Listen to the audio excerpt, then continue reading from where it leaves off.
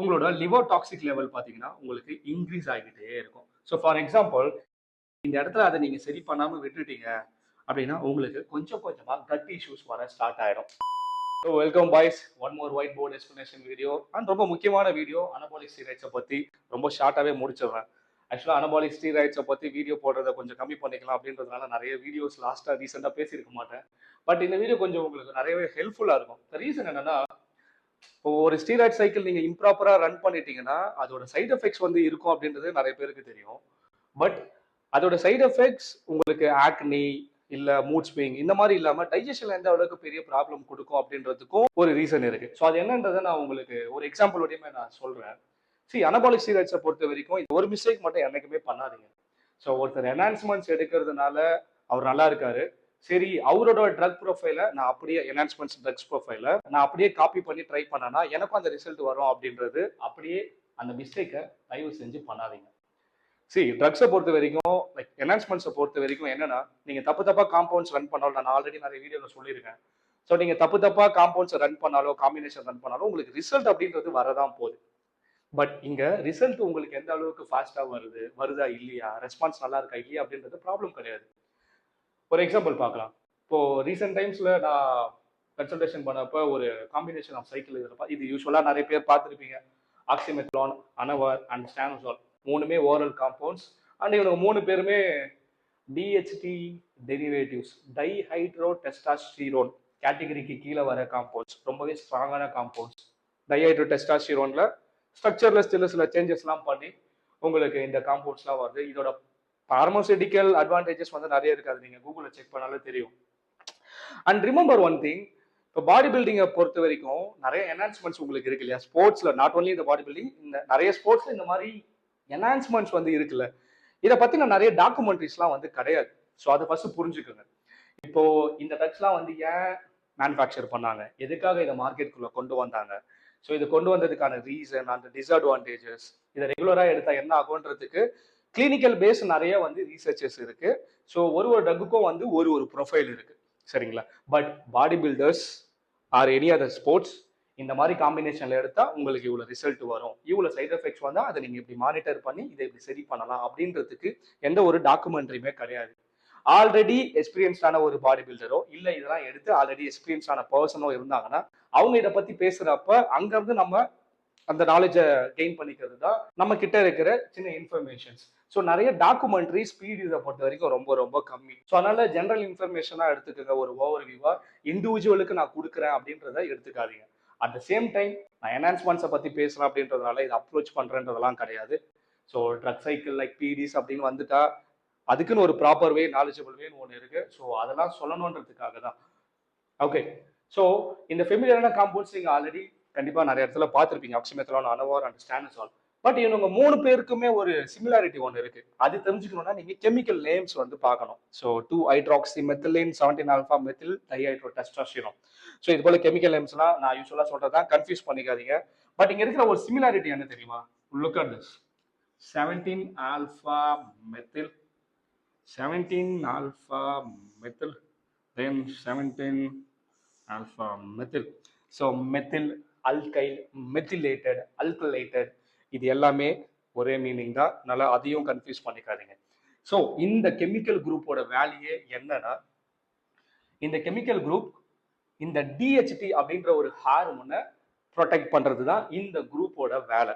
So இது எல்லாமே oral compound. நீங்க ஓரலா எடுக்கிறப்ப லிவர்ல இருக்க ஸ்ட்ராங் என்சைம்ஸ் இந்த ஹார்மோனை எலிமினேட் பண்ணிடக்கூடாது, லைக் மெட்டபலைஸ் பண்ணிடக்கூடாது அப்படின்றதுக்காக இந்த குரூப்பை வச்சு இதை ப்ரொடெக்ட் பண்ணிக்கிறாங்க. ஸோ இந்த குரூப் வந்து இதை ப்ரொடெக்ட் பண்றதுனால இது லிவர்ல அதிகமாக சர்க்குலேட் ஆகிட்டே இருக்கும். ஸோ லிவரோட டாக்ஸிசிட்டி லெவல் வந்து ரொம்பவே இன்க்ரீஸ் ஆகும். ஸோ அதனாலதான் 17-ஆல்ஃபா அல்கலேட்டட் காம்பவுண்ட் அப்படின்னா லிவர் டாக்ஸிக்கான ஓரல் காம்பவுண்ட்ஸ் அப்படின்னு சொல்றதுக்கான ரீசன். ஸோ தட்ஸ் ஒய் அனவர்லாம் பார்த்தீங்கன்னா லிவர் டாக்ஸிக் சொல்லுவாங்க, oxymetholone liver toxic, stanozolol liver toxic.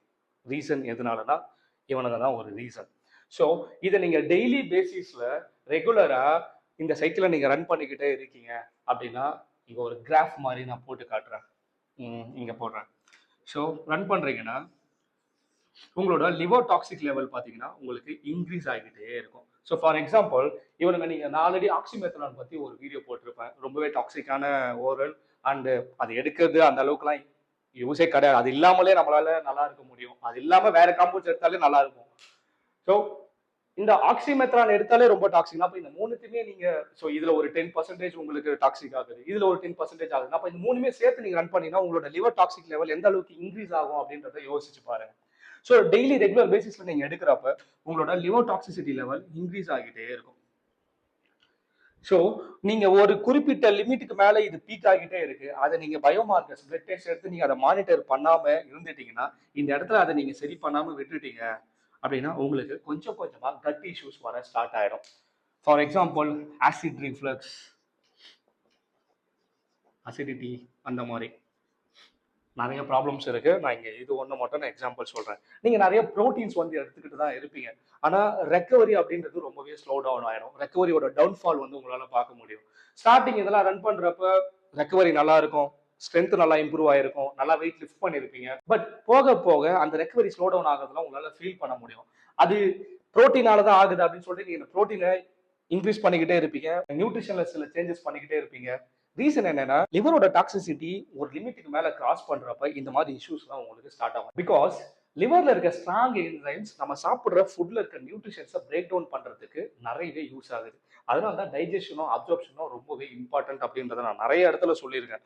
Check பண்ணி பாருங்க. ஸோ நீங்க மென்டலா என்ன நினைச்சிட்டு இருப்பீங்கன்னா, நியூட்ரிஷன்ல தான் ஏதோ ப்ராப்ளம் சொல்லிட்டு நியூட்ரிஷன் நீங்க சேஞ்ச் பண்ணிக்கிட்டே இருப்பீங்க. ஓகே நம்ம இதை மாத்தலாம், ஆனியன் எடுக்கிறத கட் பண்ணலாம், ஸோ இன்னும் கொஞ்சம் அமினோ ஆசிட்ஸ் நம்ம அதிகமா எடுக்கலாம், ரெக்கவரின்னு சொல்லிட்டு மாத்திட்டே இருப்பீங்க. But the problem is not in your nutrition. இவனுங்க 3 பேர் தான் இங்க இருக்கிற ப்ராப்ளம். ஸோ ரூட் காஸ் அப்படின்றது உங்களுக்கு நியூட்ரிஷன்ல இருக்காது. Root cause of the problem உங்களுக்கு இவங்க 3 பேர் கிட்ட தான் இருக்கும். ஸோ இப்போ இந்த இடத்துல ப்ரோ அப்ப இந்த 3 காம்பினேஷனா எடுக்காம அப்ப நான் வெறும் அனவார் மட்டும் ரன் பண்ணலாமா, இல்ல நான் வெறும் சான்ஸால் மட்டும் ரன் பண்ணலாமா அப்படின்ற ஒரு டவுட்டா இருக்கும்ல. நான் ஸ்டார்டிங்கே சொன்ன மாதிரி இது ஒரு இண்டிவிஜுவலுக்கு கொடுக்குற இன்ஃபர்மேஷன் கிடையாது, ஒரு ஜென்ரல் இன்ஃபர்மேஷன். இந்த மாதிரி காம்பினேஷன் எடுத்தா இந்த மாதிரி ப்ராப்ளம் வரும் அப்படின்றதுக்கான பாசிபிலிட்டிஸ் அதிகமாக இருக்கு அப்படின்றத உங்களுக்கு புரிய வைக்கணும்ன்றதுக்காக தான் இந்த வீடியோல நான் இதை சொல்லியிருக்கேன். அதே போல இப்ப நான் ஆல்ரெடி ஸ்டார்டிங் சொன்ன மாதிரி ஒருத்தர் ஆல்ரெடி அனௌன்ஸ்மெண்ட்ஸ் எடுத்து நல்லா இருக்காரு அப்படின்றதுனால அவர் ஃபாலோ பண்ற ட்ரக்ஸை நீங்க ஃபாலோ பண்றது ஒரு நல்ல விஷயம் கிடையாது. ஏன்னா அவரு ஸ்லோவா ஸ்டார்ட் பண்ணி ஒரு ஸ்டேஜுக்கு வந்திருப்பாரு. அவர் என்ன ஸ்டார்ட் பண்ணிருக்காருன்றது உங்களுக்கு தெரியாது. அவர் ஸ்டார்ட் பண்ணப்ப அவரோட பயோமார்க்கர்ஸ் எந்த மாதிரி இருக்கும்ன்றதும் உங்களுக்கு தெரியாது. ஸோ எதுவுமே தெரியாம அவர் நல்லா இருக்கிறப்ப இருக்கிற ஸ்டேஜ்ல என்ன எடுக்கிறாங்களோ அதை உங்களுக்கு நீங்க கேதர் பண்ணிட்டு அது அப்படியே நீங்க ஃபாலோ பண்ணீங்கன்னா there will be more risk. So பயோமார்க்கர்ஸை மானிட்டர் பண்ணாம ஒரு இம்ப்ராப்பர் என்ஹான்ஸ்மெண்ட் சைக்கிள் இருந்தீங்கன்னா இந்த மாதிரி டைஜஷன் இஷ்யூ ப்ராப்ளம் வர்றதுக்கு இது ஒரு சின்ன சின்ன எக்ஸாம்பிள். ஸோ உங்க ஃப்ரெண்ட்ஸ் யாராவது இம்ப்ராப்பரா ஒரு ட்ரக் சைக்கிள் ஃபாலோ பண்றாங்கன்னா இதை கண்டிப்பா ஷேர் பண்ணி அவங்களுக்கு புரிய வைங்க. அண்ட் ஸோ 2025 வரும்போது so wish you all happy new year. And one more thing, so new personal training slot, online training slot ஓப்பனாக இருக்கு. ஸோ அவைலபிலிட்டியில் இருக்கு. ஸோ கம்ப்ளீட்டாக ஒரு 4 months 6 month கமிட்மெண்ட் வந்து கிளைண்ட்ஸ்க்கு கொடுக்கலான்னு சொல்லிட்டு இருக்கேன். நியூ ஸ்லாட் கொஞ்சம் ஒரு 10 to 15 ஸ்லாட்ஸ் வரைக்குமே நான் எடுக்கலான்னு இருக்கேன், மேபி மோர் தென் தட். இன்ட்ரெஸ்டடாக இருக்கிறவங்க தாராளமாக எனக்கு இன்ஸ்டாகிராமில் டெக்ஸ்ட் பண்ணுங்க. ஸோ டிஸ்கஸ் பண்ணுவோம். ஸோ நெக்ஸ்ட் வீடியோவில் பார்க்கலாம். Stay fit and stay healthy. By.